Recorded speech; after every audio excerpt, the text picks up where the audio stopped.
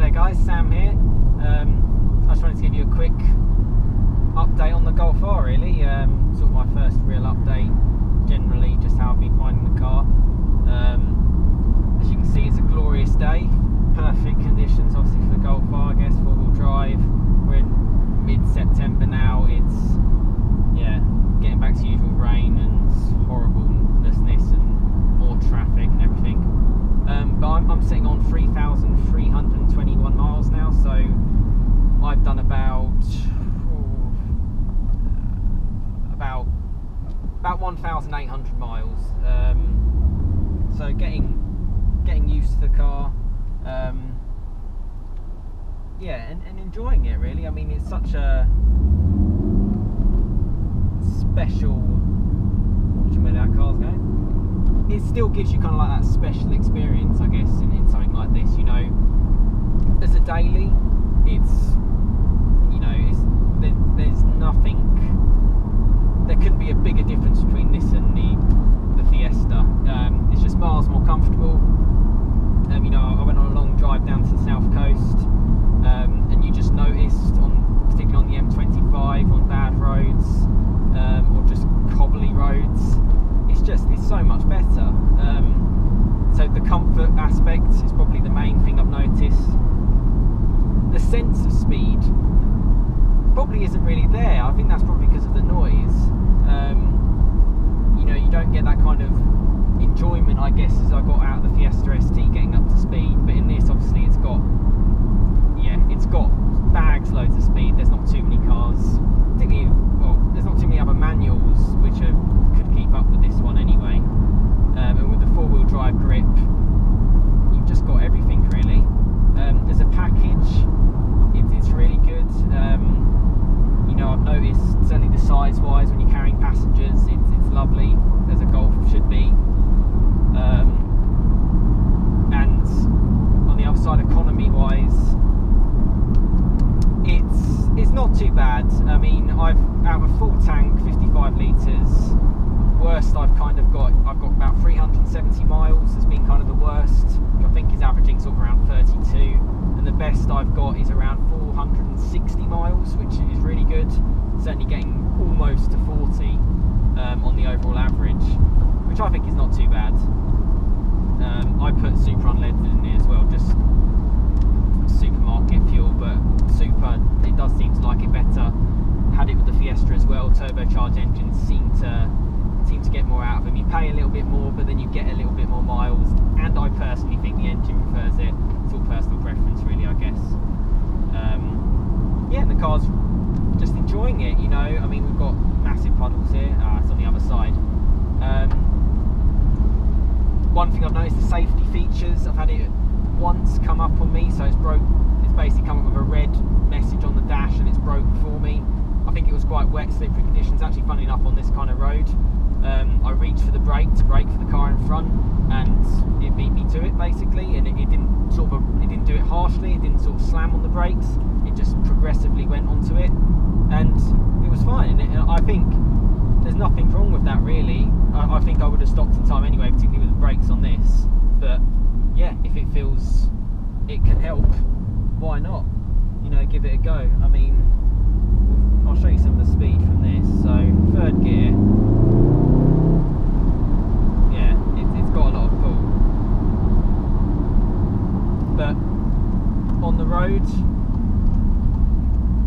I think this is pretty terrific. I love this kind of turn-in, joining the M1. You kind of, it's in the rain, but you know, I loved it in the Fiesta ST because you didn't get much lean. In this you get a little bit, but then it just turns in. And then you join a busy M1, you can get on at motorway speeds, no problem. I'll indicate, I want to concentrate a little bit more. Apologies if the sound gets a little bit worse on here. But what I normally do is I stick it into eco. It should quiet a few things down. I'm just going to sit in this lane, I think. Yeah, but enjoying it. I'll be honest, a lot of my thoughts have kind of been thinking about the Fiesta ST. Did I make a mistake? You know, all that kind of stuff. I think on the whole, it is definitely a better car and I have no problems with it.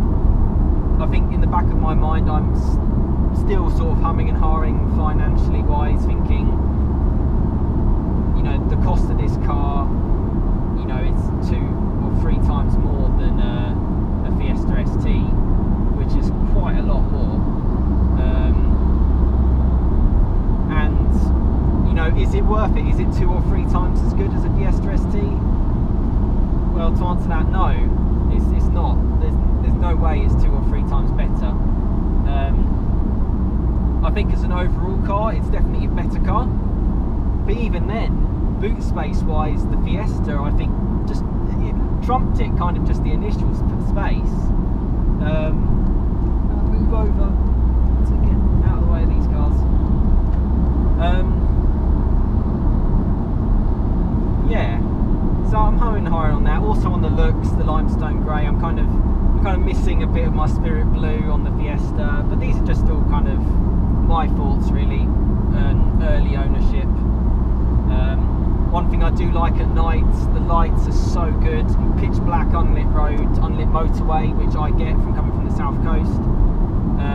It's fantastic. You know, you can see everything. When you turn right or left, the light lights up sort of on either side, which is really cool. Yeah, and then at the same time, you know, M1, you know, it's pretty bumpy. I can be in eco, 53 miles an hour. So coming from St Albans, my economy right now, I can tell you, is 32.6 over 9 miles. So there you go, that's averaging 28 miles an hour. That will creep up as I go along. By the time I get to my girlfriend's, you can creep up sort of high 30s, if not low 40s sometimes. Yeah, I think, so I'll change a few bits in here.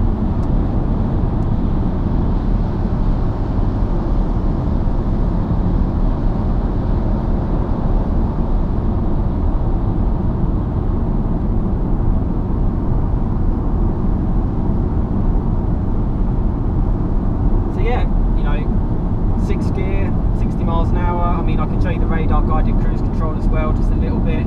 So to set it, you just push this button. Don't know if you can see it properly. You then set the speed just like normal cruise control.